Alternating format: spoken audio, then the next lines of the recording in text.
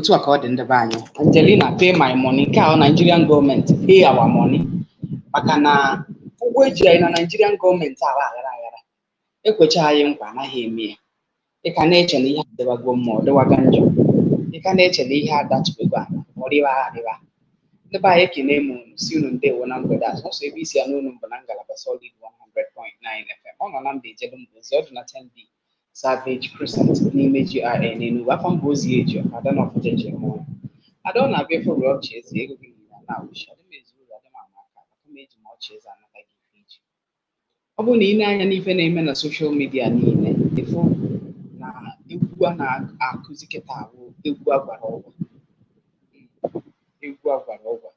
Ọ bụrụ na ị na-anya n'ihe na-eme na mba saịdị Bayelsa efu na obodo na-agwụzi agwụ na ọ na-agwụzi agwụ n'ike na ebube a na-egbuzi ma ndị aka ha dị ọcha ma ndị aka ha dị ya. But of course, you know, anybody who did that kind of thing, I don't know what you expect the army to do. But still on still, of course, you should also know that the people that are being killed now and how the place is being desolated now. Or brother do mere the thing now. Do mere the thing. Man, again, are we still thinking that those communities that number? Is there something that people do not know that is happening between the army that are sent in that place and the people living there? Because nobody is telling anybody anything. That's one thing that I am still wondering.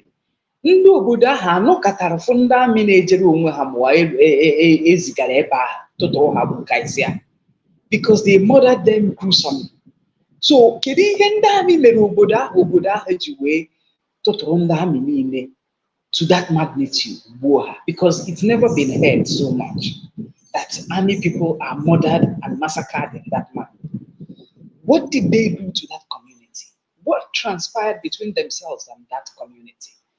Cause suppression, cause oppression, cause gịnị? Because o nwere ihe bụ na ị na-ebe ọnwụ na obodo na-emekpaghị ahụ, Nigeria na-emekpaghị ahụ. Ezigami had their peacekeeping, peacekeeping, you know, so such thing can actually create anarchy. Man, if you see what's happening there now,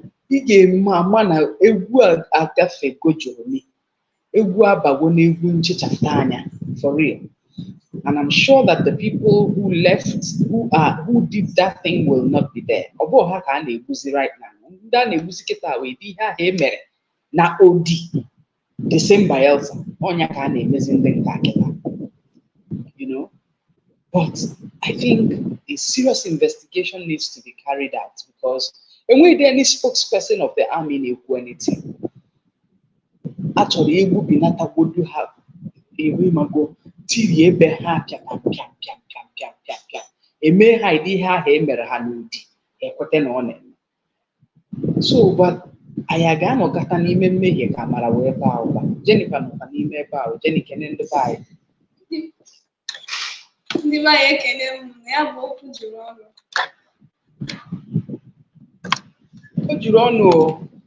O juru ọnụ the matter taigele. You don't really taigele. I am as the ihe akọba akọ na ndị akụkọ ahụ. I'm serious. The okwu karịrị akarị. Nwere ihe ama ya akọba. Mana tata ọ bụrụ na ị na-enene topic m ị ga-afụ because nsogbu karịrị ahụ, nsogbu juru ebe niile o, very seriously, and otu ahụ nsogbu ahụ si ju ebe niile ka anyị ga-esi wee na-atụtụta ya one by one ka anyị wee na-ama ma ihe anyị ekweme na baa ya. Ihe anyị nọzi na-ahụ na baa ya bụ nke emere ju oyi ọzọ emekwakwa, nke emere ju hapụ oyi ọzọ emekwakwa. Ịkache na ịnụchago ịnụkwakwa ọzọ, you know. So tata anyị na-atụgharị uche onwe onye nọ ka kịta anụ ọnọdụ ala n'ime onwe ya chee echiche sị kedu ihe eji wee ka jide Nnamdi Kanu na detention. Yeah, because I remember during election we all made some statements saying no but an election got boycotted. Do you understand? So, but now, maybe election, mecha. Court no we ha grant go one amadi ha bail. Ndu osochiebu a grant we bail. Even though native clause, say na bail aha na enwere command na grant chahia ya. Mana cha kacha mmokwa ihe. Mana ha enyeghị cha ha bịa nyehie cha. It's not a laughing matter. Ha enyeghị cha ha bịa nyehie cha.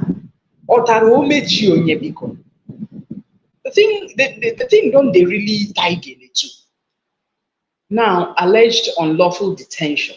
On your topic, Kanu's lawyers loses appeal against the DSS police. Kanu's lawyers loses appeal against DSS police. Or they can have filed for a civil right. But be that as it may, kedu ihe aka ji ya bụ nwa amadi eme mgbe ọ nwụrụ na detention ndị DSS ha bịabere anyị nwanne go sara o.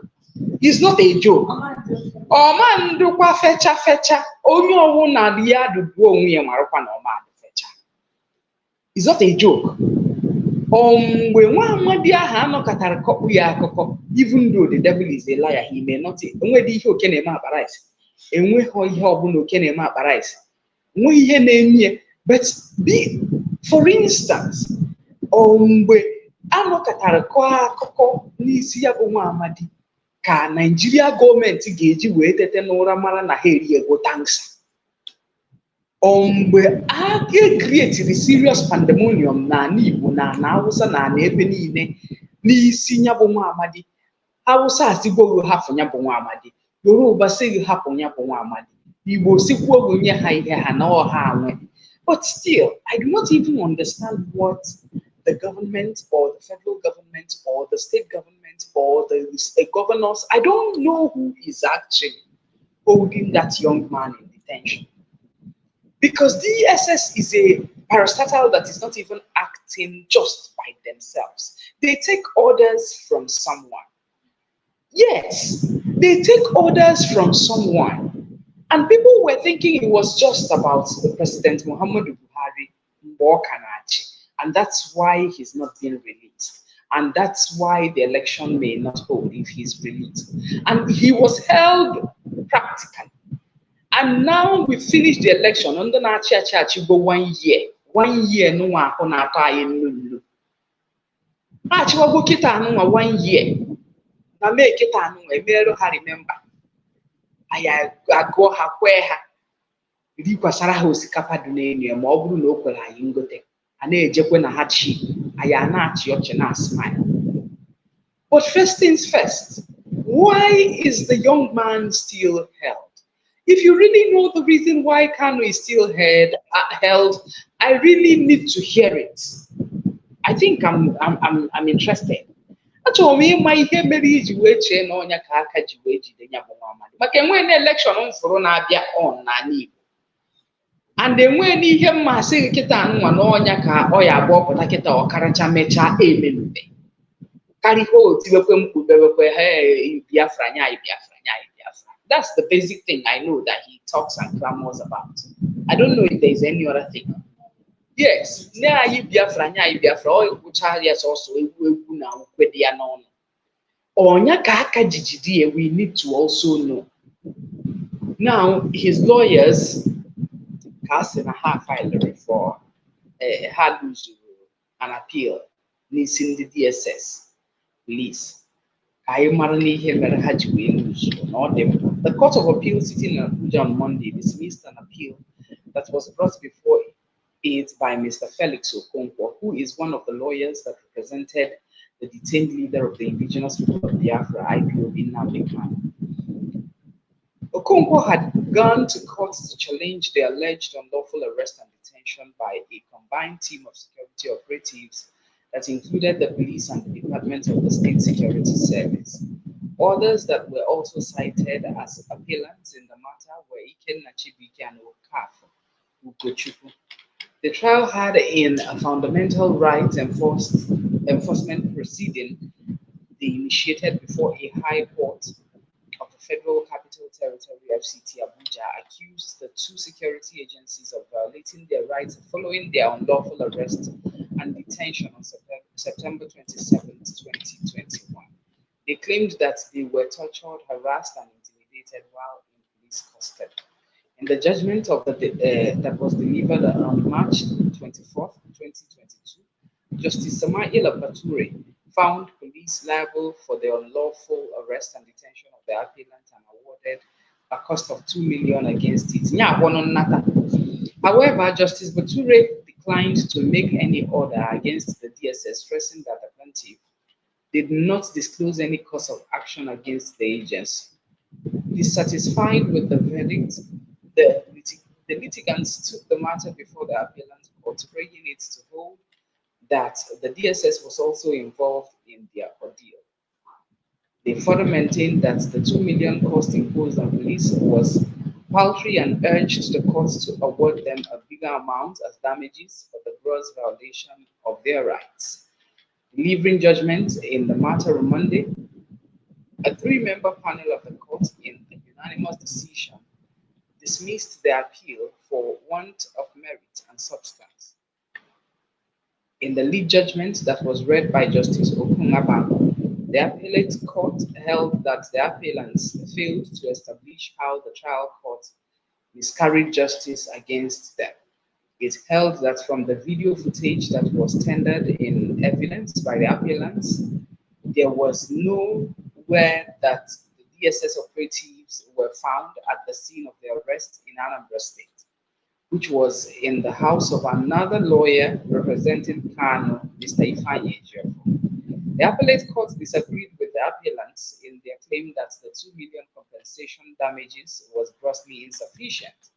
According to Justice Aban, the decision to award compensatory damages was at the discretion of the judge. Oweboria, in the by.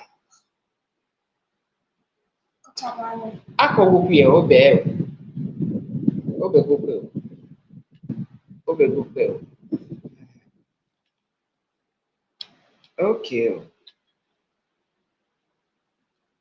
Nsogbu adịgo n'obodo. Ezigbote nsogbu. So, really, ebe a na-anọ agba njakịrị ka a na-anọ ekwu eziokwu. Yes. What do you think about this whole thing? Kedu ihe iche mbụ the reason aka ji wee jide Kanu? Kedu ihe iche? Because President Bola Ahmed Tinubu enweghị ihe ya sị na Kanu merie pase, because ọ niri obi gbanaghị mbọ je wefụta Igbo ho. Ya, ọ gbara mbọ haywire je wefụta Igbo ho, directly or indirectly. Igbo ho na-azachari the day Igbo ho was entering into the country, Nigerian country. It was like a pandemonium to the point then which moto, carry moto. Na-esu ya n'azụ ya nọrọ n'elu moto ahụ na-efe aka azụ onye natara anata onye jere ọrụ oyibo mere nnata.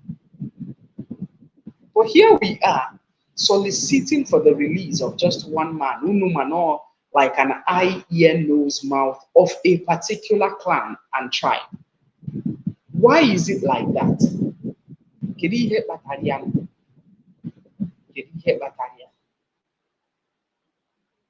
Kedu ihe aka ji wee jide Kanu? Akwa ọkụkọ awa anụ nke ọgazi bụrụ ọkụ. Ọ ndị Nigerian gọọmenti ji Kanu ka anyị mara kwugodu rere ka anyị nwa na onwe anyị bụ ndị ji Kanu Nnamdi. Kedu ndị ji ya? Ka ihe eji jiri ya? Mgbe ihe a chọrọ ime na Nigeria efil na ọ ya disrupt the peace of the populace. Ka ọ just arụrụ a na ibe anyị ji arụsị ibe ha ka eji wee jide. Ọ dị mkpa na anyị ịbara ya ka anyị mara kene. You know, 0902 311 1009 0902 311 1009 Napa 0909 771 1009 0909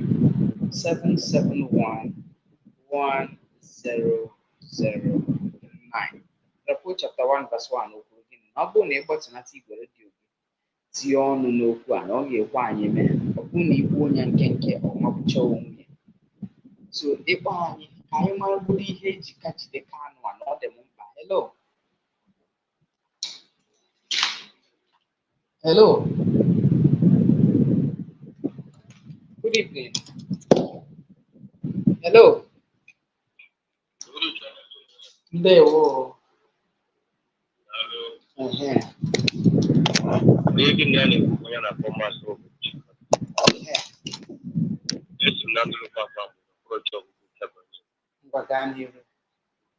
Okwu na-ekwu na mgbede abụọ n'ụbọchị ọkwa n'okwu na tọọchị mana ihe bụrụ nke bụ eziokwu bụ na ọ mụ na ndị ụmụnne anyị ndị ọzọ anyị enweghị ike ịkwa afọ adịka bụ ndị ji nwa na enwe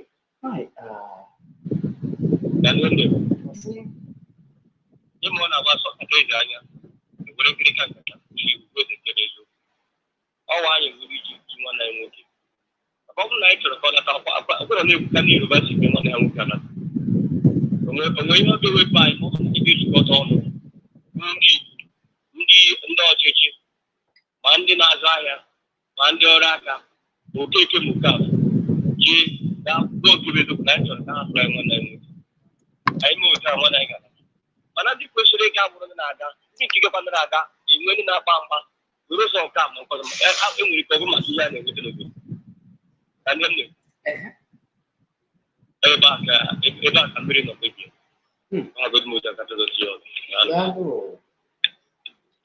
Jenny, gịnị ka iche?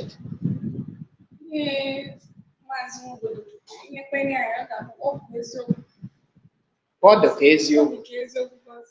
Ndị be anyị jekwere ebe a ọ dị ka enwe ọnụ okwu ya na-enye ha n'akpa ya mere akụkọta ha emechi ọnụ.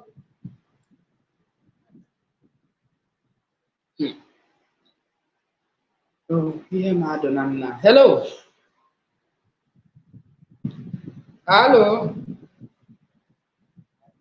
Good evening. Ndewo.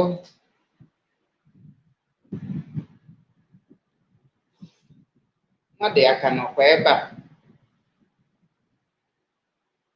Ngwa kpọchiagodo m azụ ka mma ma ị ka na-anụkwa dị onu anyị chaa. Ị na-anụ onu anyị? Okay. Hello.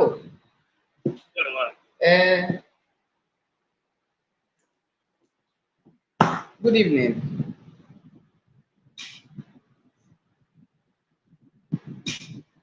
Hello. Hello.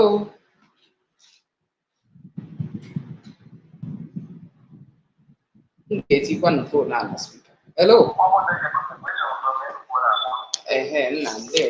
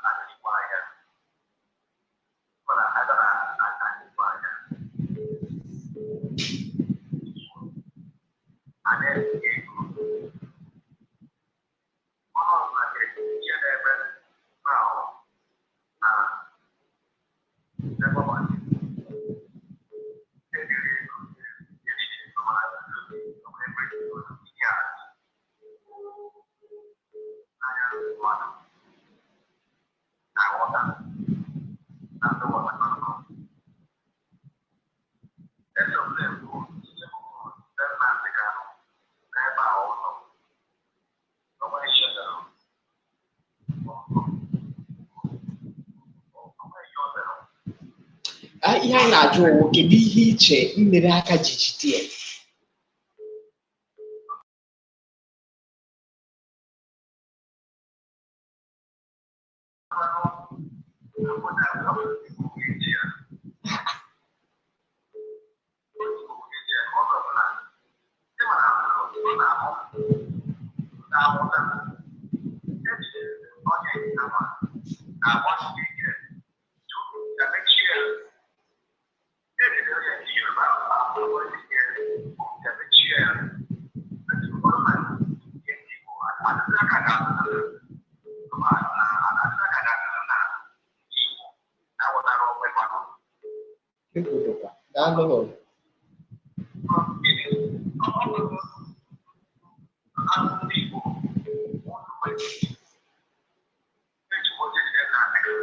Okay. The buy is also able to say no bonanga or solid 109 FM. One of them what then attend the Savage Crescent image in from Brazil major. No, Jennifer never one name you know, soon I know than you know you. Kedu ihe mere ji wee ka jide Nnamdi Kanu ma ọ bụrụ na ajụọ ka ajụjụ a dịka onye Igbo ma ọ dịka onye Nigeria? Why do you think he's been held up till now? Devoid na court enyekwa bail, devoid na asịkwa ya na na udo n'ikpe amaghị. Kedu ihe unu che mmere aka ji wee jide? O nwere ihe o mere iche? Hello. Good evening. Enna.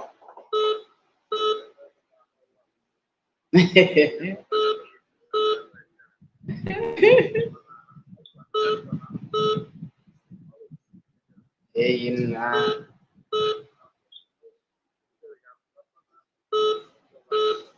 Dalo. Enna. Dalo.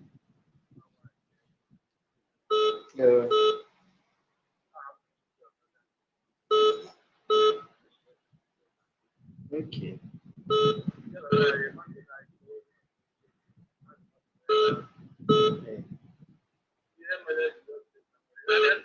Ofuma.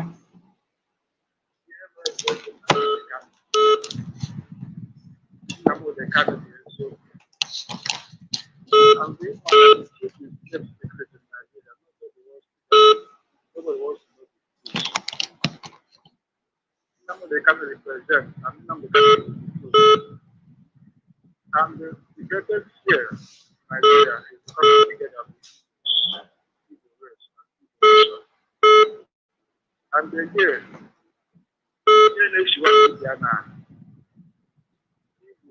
information or demand becomes the but people of greater security don't understand why. But it is that big man, because we are the real Nigerians and we are Biafrans. So the city of Nigeria is coming together with people. Nigeria as a nation is still dialogue. Nigeria has no regulation and the rules. They have an important dialogue. People can hear it in compromise. So that is the reason of that. Oh, why even the man or why?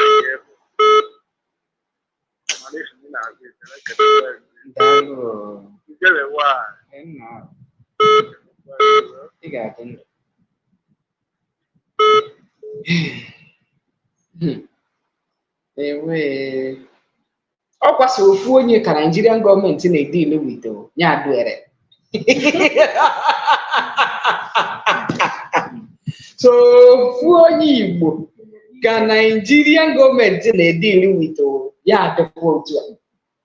Ndị ka ihe ga-eme ma ọ bụrụ na ezuo ise. Hey, Arumel. Hello. Hello.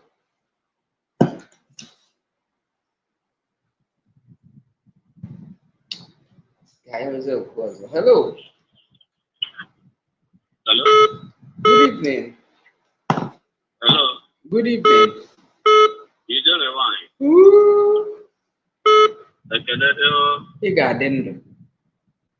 You know, you don't have to wait to them Nnamdi. Eh.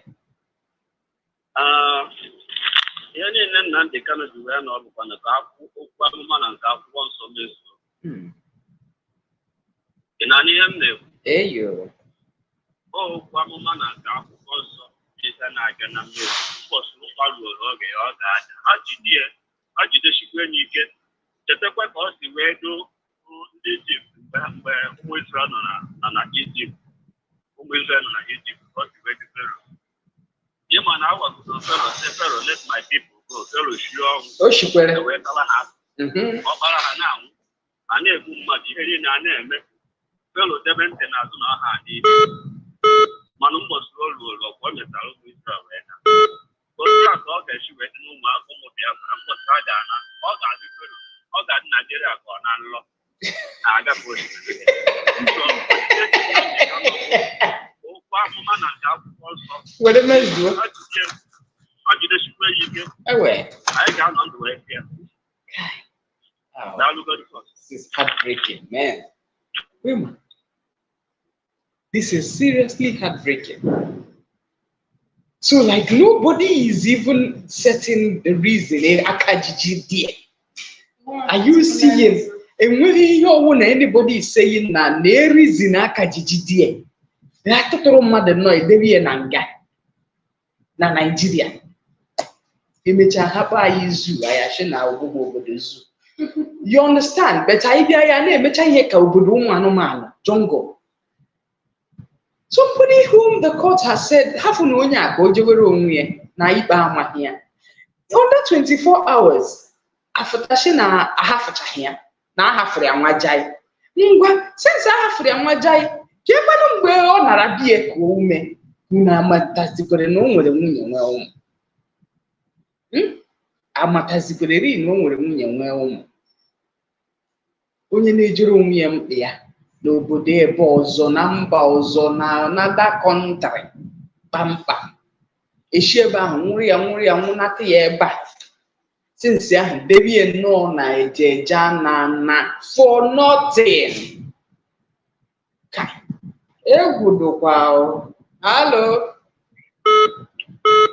Hello, ije nwanyị. Mgbede ọma gị na nwana anyị nwanyị. Ndewo. Ekelekwa m gị. Ị ga-adị ndụ.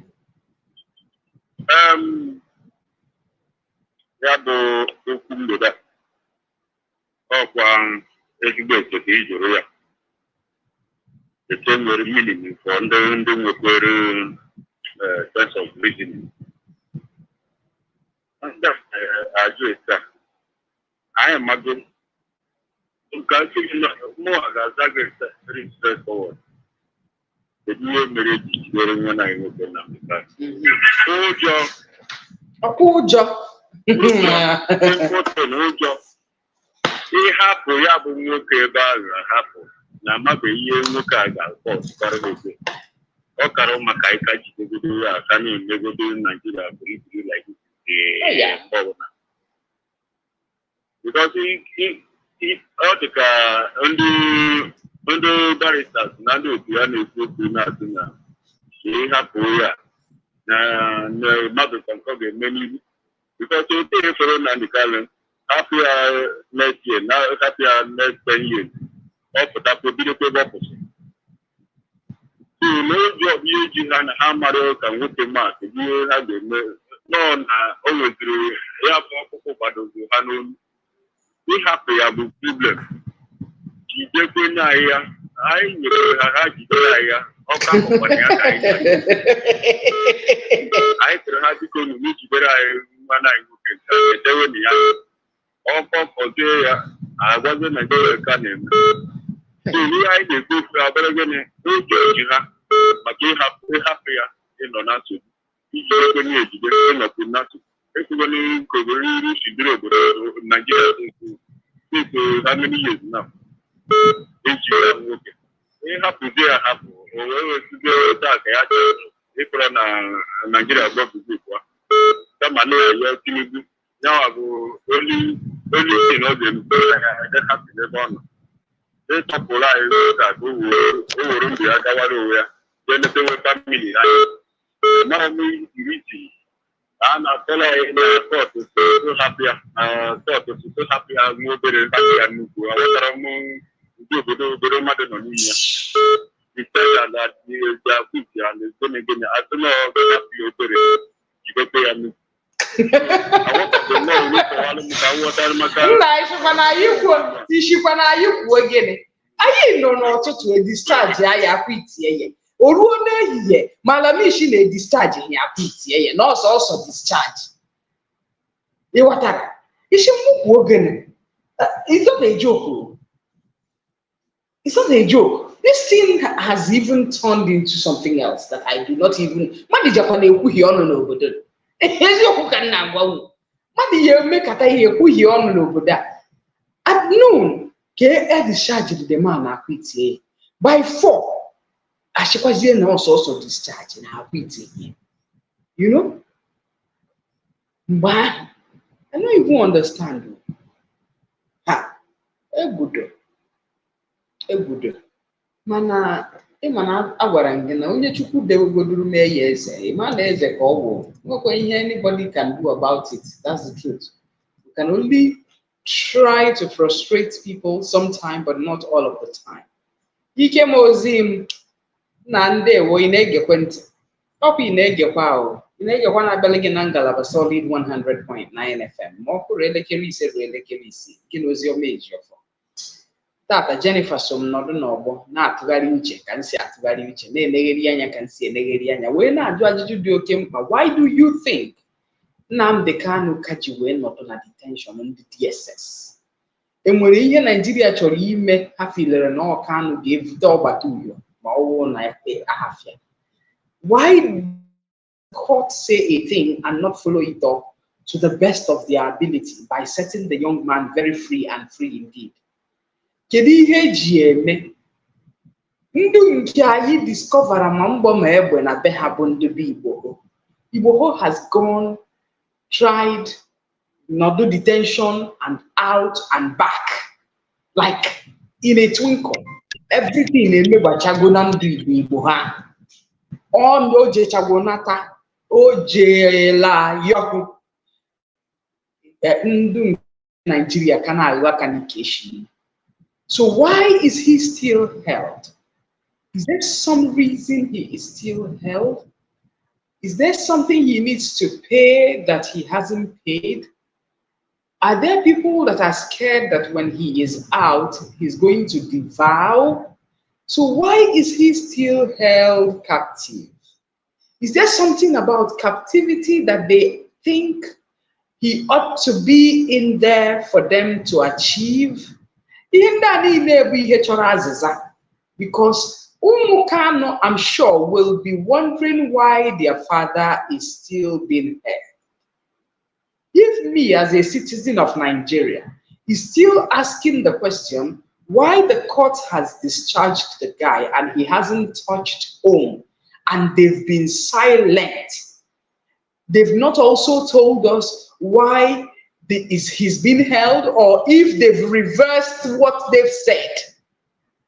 Yes, because the court can say a thing today and tomorrow disagrees and go to another higher court and says, Naihe smaller court or appellate court.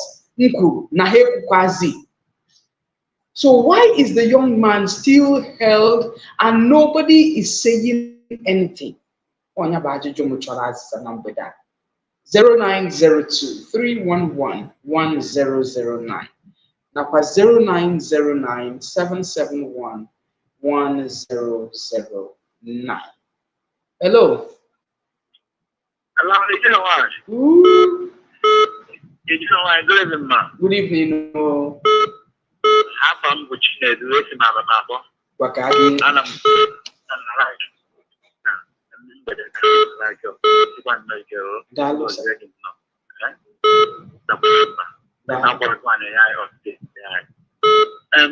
come you know what the guy is here to my pen I released now the going last column. I support from to Banda. I released Nnamdi to have everywhere. I will not come ọkpụkpụ ụfọdụ mmadụ na-adịrị na maazị ha ga-eme ọma na ọkpụkpa gọọmenti Tinubu ụta Nnamdi Kanu from Kenya akwa gọọmenti Buhari mana gọọmenti Tinubu amaghị ebe ha ga-ebidozi ebido ichefu ha na-agwa gị eziokwu ekwewe nke bụ eziokwu achọkwana ịkpọ mmadụ na ọmụmụ mmadụ afọ na were ihe ọ ga-arịsọ ekwewe nke bụ eziokwu na ndị Igbo be anyị nọmba 1 person na-asọspen na anyị Igbo a mee na-ererizi Nnamdi Kanu ka ụzọ dị mma na-asọspekt amanụ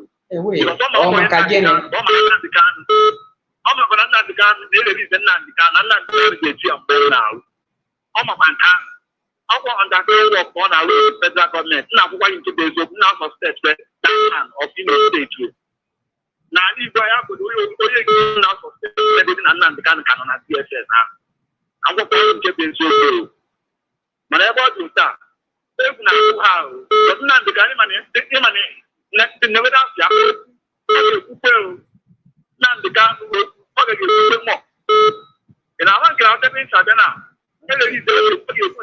secret of this country that man ma the secret of this country after men release Nnamdi Kanu o wepụ crime that man agwọ nke bụ ezo na ezo ndị Igbo abatago obodo na-akpagharị onwe na-akpagharịkwa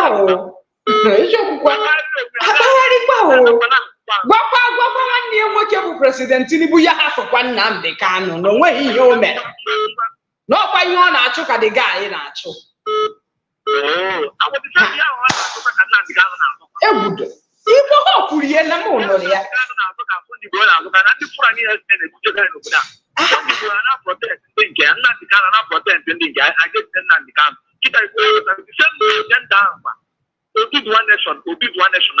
Biafran nation. Our defense party now Sunday morning be free now. Okay, now but DSS federal government they go to the president. Man can no na can DSS custody now. We be no can believe no na can. No you no security outfit there. We know okay. No we want security outfit there when you know how and then all that as of last year and protest now Abuja there were released here and then Canada. Come on get the go but come now one Nigeria. To go down to balance. I'm going to be to go down. But then Delta State. I was people you got that because of Nebulu in that team na Delta State as of last week. They were when that speaking. Youth of that community, but we should defend that now born the whole community, now born actually now people. Mother soldiers, oh my God.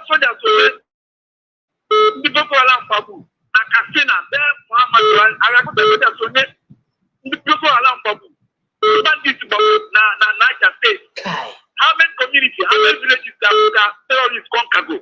Now, fine. Now, that part of Nigeria. Now, say, now the innocent citizens, innocent people, now the state or the community. And the people, but because of not how part of Nigeria, they will take care. And some of innocent people born or down. To put out the balance, I'm going to do this. I'm going to be in the mouth. Yeah. I'm not going to support them. And then I should work up. To put out the balance. And then they oh, yes, South on a power. People can on a power. South of Nigeria on a power. Oh, yes, what order? Today for one Madonna. You're not the order. Because of CNN at Delta State. Oh, yes, South. I didn't know you're not the fear ahead. But oh, yes, South. Not put that down. Nice. Dalo.